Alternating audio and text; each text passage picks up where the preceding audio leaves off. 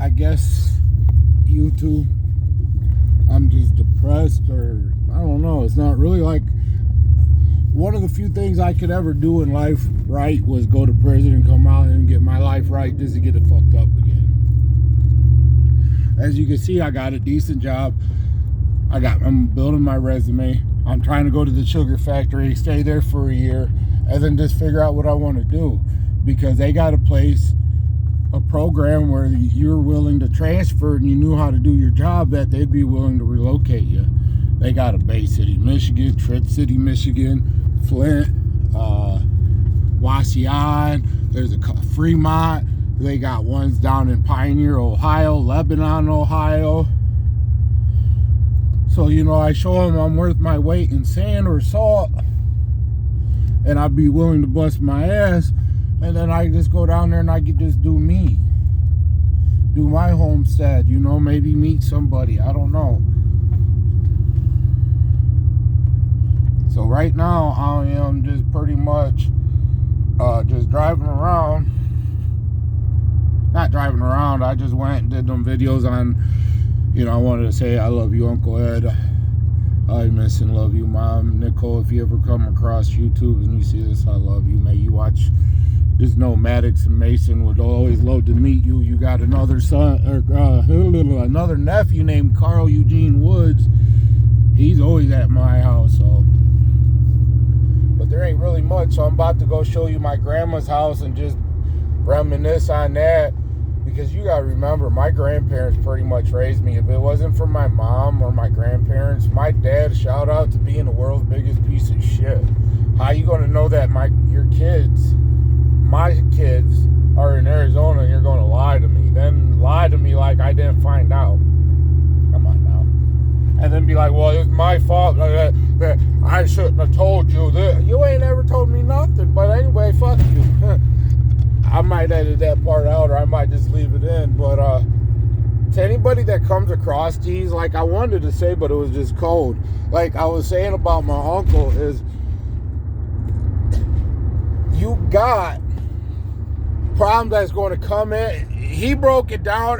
See, my uncle wasn't normal people like everybody else.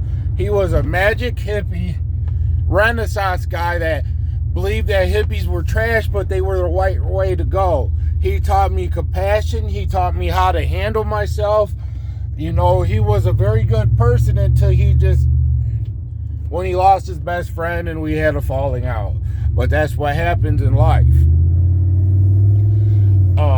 He told me, he broke it down like, look, boy, we sat out there and I had an ounce of some fire heat, and we just sat there and we rolled up bongs and joints, and we just sat there in my fucking 82 Caprice Classic wagon. Another story about that. That thing was mint. We rebuilt that, but and the whole time he's like, the only thing that really stuck to me that whole story was, Scott, you see how the waves come in and how they go out? He's like, that's life. He's like, that's not really life, but he's like friends and family. They come in waves and they leave in bigger waves. He's like, just imagine today you had 3 friends. Tomorrow you might have 1. And then the next time you might have 20. And then he's like, you might not have any the next day. He's like, friends are really just fair weather calendars. He's like, wave in, wave out. He's like, that's something my grandmother told me, and she was like an old Canadian. And he said there's waves in and waves out. So, YouTube, I just want to really say thank you for being in there, from 419 Sports to Scott's Reviews.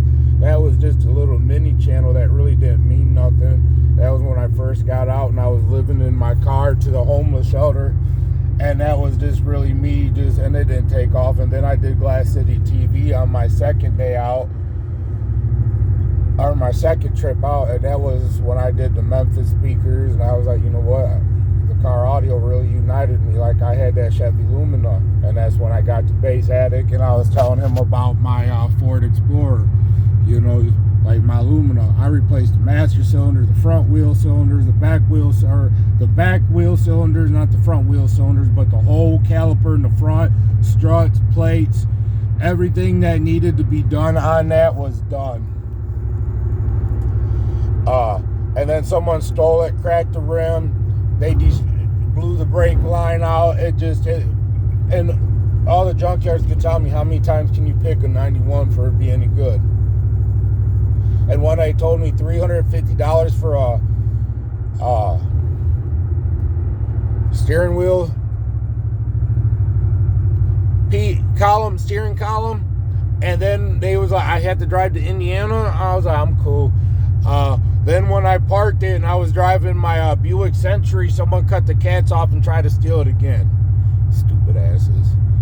So I just junked it with almost $3,000 worth of brakes and rims on it. I know we were just standard black steelies, but they were the 17-inch black steels. They were painted, rhino lined, and then they had brand new Goodyears on it, low pros. They look badass. Set that car up with the attitude, not including the tint, all the big ground zero wire.